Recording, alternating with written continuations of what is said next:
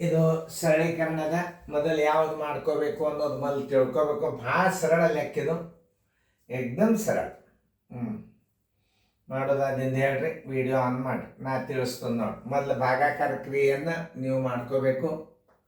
ಹಾಗೆಲ್ಲ ಮಾಡೋದು ಎಲ್ಲರ ಬೋರ್ಡ್ ಕಡೆ ನೋಡ್ರಿ. ಇಂಥ ಗಣಿತಗಳನ್ನು ಸಣ್ಣ ಸಣ್ಣವನ್ನೇ ಮೊದಲು ಕಲ್ತು ಬಿಡ್ರಿ ನೀವು. ಇನ್ನೊಂದು ವಿಷಯ, ಪ್ರತಿಯೊಂದು ಗಣಿತನ ನಾನು ಒಂದೊಂದು ವಿಡಿಯೋಕ್ಕೆ ಒಂದೊಂದು ಗಣಿತ ಯಾಕೆ ಹಾಕಿನ, ಬರುವೆಲ್ಲ ಬಿಟ್ಟು ಬಿಡ್ರಿ. ಬರಲಾರ್ದ ಗಣಿತಗಳನ್ನು ನೋಡ್ಕೊಳ್ಳಿಕ್ಕೆ ಇದು ನನ್ನ ಜೋಶಿ ವಿಡಿಯೋ ಕೋಚಿಂಗ್ ಕ್ಲಾಸ್ ಭಾಳ ಹೆಲ್ಪ್ ಆಗ್ತದೆ. ಸರಿಯಾಗಿ ನೀವು ತಿಳ್ಕೊಂಡು ರಿವಿಷನ್ ಮಾಡಿ. ಆ ಗಣಿತ ಬರ್ತಿತ್ತಂದ್ರೆ ಮುಂದಿನ ನಂಬರ್ ತೊಗೊಂಡ್ಬಿಡೋದು. ನೀವು ಬಿ ಪ್ರಕಾಶನ್ ಸರ್ದು 35 ವರ್ಷದ ಬುಕ್ಲೆಟ್ ನೀವು ಮುಂದೆ ಇಟ್ಕೊಂಡು ಕೂತ್ರಿ ಅಂತಂದ್ರೆ ಈ ಗಣಿತಗಳೆಲ್ಲ ಅದ್ರಾಗ ಸಿಗ್ತಾವೆ. ಸೇಮ್ ಪ್ರಶ್ನೆ ನಂಬರ್, ಸೇಮ್ ಎಲ್ಲ ಇರ್ತದೆ. ಆ ಬುಕ್ಲೆಟ್ ನೋಡ್ಕೊಂಡು ನೀವು ಗಣಿತ ಯಾವ ಬರಂಗಿಲ್ಲ ಅಥವಾ ನೀವು ತೆಗೆದು ನೋಡ್ಬೋದು. ಈಗ ನಾವು ಈ ಕ್ರಿಯೆಯನ್ನು ಬಿಡಿಸ್ಬೇಕಾಗ್ಯದ. 1/2 ಅಂಶ ಭಾಗಲೆ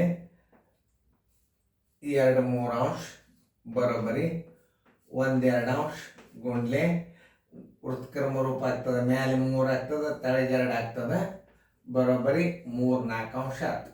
ಇದ್ರ ಉತ್ತರ ಎಷ್ಟಾಯ್ತು? 3/4 ಅಂಶ ಆಯ್ತು. 3/4 ಅಂಶ ಹಚ್ಕೋರಿ ಪ್ಲಸ್ 1.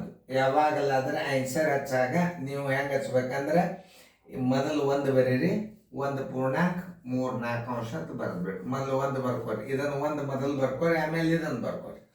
ಎರಡು ಒಂದೇ ತಿಳಿತಲ್ಲ.